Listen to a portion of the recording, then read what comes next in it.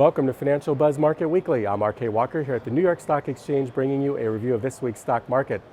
On Monday, the Empire State Manufacturing Survey for November had its fourth straight month of contraction, coming in at minus 10.74 and below expectations.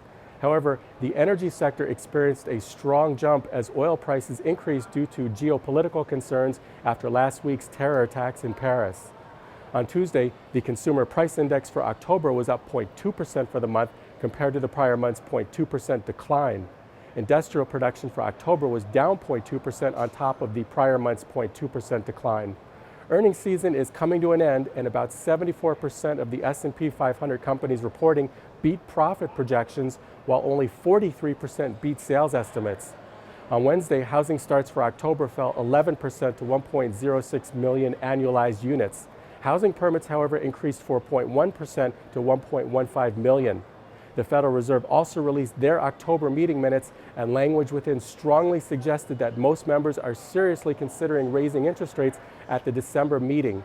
Markets closed up strongly, with the Dow Industrials gaining 247 points. On Thursday, jobless claims for the week ending November 14th fell 5,000 to 271,000.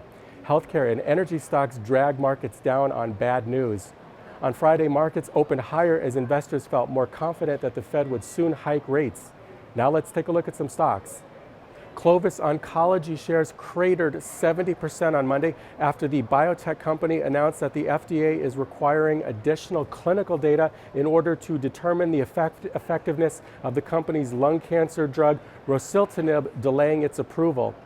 Walmart stores reported its third quarter results on Tuesday, performing stronger than expected, pushing shares up 3% higher in pre-market trading to above $60 a share. Walmart shares have plunged more than 30% this year since earnings have been under pressure from a strong U.S. dollar and higher entry-level salaries.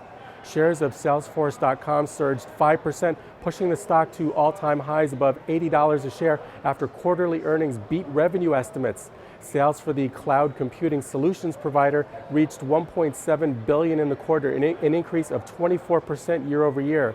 Salesforce also raised its fiscal 2016 revenue guidance to almost $6.65 billion.